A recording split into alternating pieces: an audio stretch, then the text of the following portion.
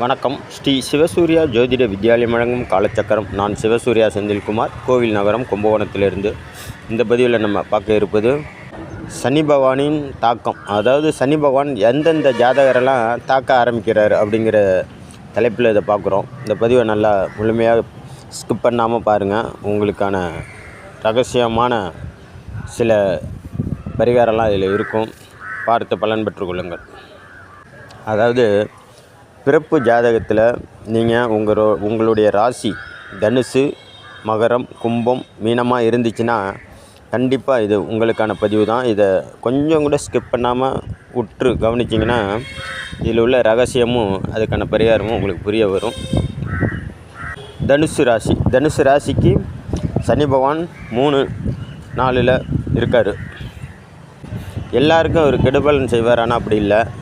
தனுசு ராசியில் சந்திர பகவான் எந்த நட்சத்திரத்தில் நிற்கிறாரோ அந்த நட்சத்திரத்தில் கேது பகவான் நிற்கிறாரான்னு பாருங்கள். அந்த சந்திர பகவான் நிற்கிற நட்சத்திரத்துக்கு முன்னாடி கேது பகவான் நின்னார்னா கண்டிப்பாக உங்களுக்கு பாதிப்பு ஏற்படுத்தும். உதாரணத்துக்கு இப்போ மூல நட்சத்திரம் வச்சுங்க. தனுசு ராசியில் மூல நட்சத்திரத்தில் 2ஆம் பாதத்தில் இருக்கார் அல்லது 1ஆம் பாதத்தில் இருக்கார் அப்படின்னா இந்த கேது பகவான் 3ஆம் பாதத்துலேயே 4ஆம் பாதத்தில் இருந்தால் கண்டிப்பாக உங்களுக்கு பாதிப்பு உண்டு. உங்கள் தாயாருக்கு உடல்நிலை பாதிப்பு, அறுவை சிகிச்சை, நோய் நொடி கண்டிப்பாக தாக்குவார் சனி பகவான்.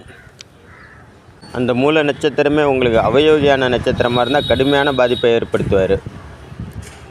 அதே போல் மகரத்தில் ஏதோ ஒரு நட்சத்திரத்தில் சந்திரன் நின்று அதுக்கு முன்னாடி கேது பகவான் நிற்கிறாருன்னு வச்சுங்க, உங்களுக்கும் கடுமையான தோஷத்தை ஏற்படுத்துவார். உங்கள் தாயாருக்கு உடல்நிலை பாதிப்பு, அறுவை சிகிச்சை, நோய் நொடியை கொடுப்பார். தாயாருக்கு வண்டி வாகனத்தை பழுது பார்க்க வைப்பார். வண்டி வாகனத்தில் விபத்தை ஏற்படுத்துவார். வீடு மனை விற்கிறதில் கோளாறை உண்டு பண்ணுவார். வாங்குறதுலேயே விற்கிறதுலேயே குளறுபடியாக கண்டிப்பாக ஏற்படுத்துவார். விற்கிற மாதிரி இருக்கும், இல்லது அடகு வைக்கிற மாதிரி இருக்கும். அதே போல் கும்பராசியில் சந்திர பகவான் எந்த நட்சத்திரத்தில் நிற்கிறாரோ அதுக்கு முன்னாடி கேது பகவான் நின்னால் கண்டிப்பாக உங்கள் வளர்ச்சி தடைபடும். தாயாருக்கு சுகம் கெடும். உங்களுக்கும் உங்கள் மனைவிக்கும் பிரச்சனை ஏற்படுத்தும். குழந்தைங்களுக்கும் உங்களுக்கும் கண்டிப்பாக பணப்போராட்டம் இருக்கும். அதே போல் மீன ராசியில் சந்திர பகவான் எந்த ராசியில் உட்காந்து எந்த நட்சத்திரத்தில் இருக்காரோ அதே நட்சத்திரத்தில் முன்னாடி கேது பகவான் தான் உங்களுக்கும் கடுமையான பாதிப்பை ஏற்படுத்துவார். பண இழப்பு, பணப்பற்றாக்குறை, பணத்தினால பயங்கர மன கஷ்டம், உறவுக்குள்ளே கடுமையான வாக்குவாதம், கணவன் மனைவி சண்டை, தாய்க்கு கண்டம், இந்த மாதிரி பிரச்சனைகள் ஏற்படுத்தும்.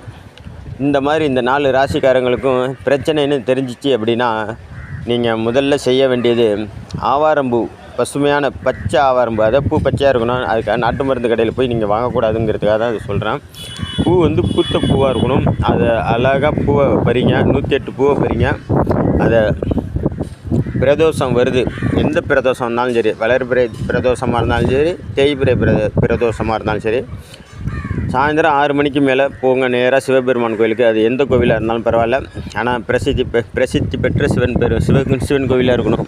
அங்கே போயிட்டு 108 பூவை கொடுத்து அஷ்டோத்திர மந்திரம் யார் பாதிக்கப்படுறாங்களோ அவங்க பேரில் பண்ணிங்க. இல்லை நீங்கள் தான் மெயினான ஜாதகராக இருந்தால் உங்கள் பேரில் நீங்கள் பண்ணிக்கலாம்.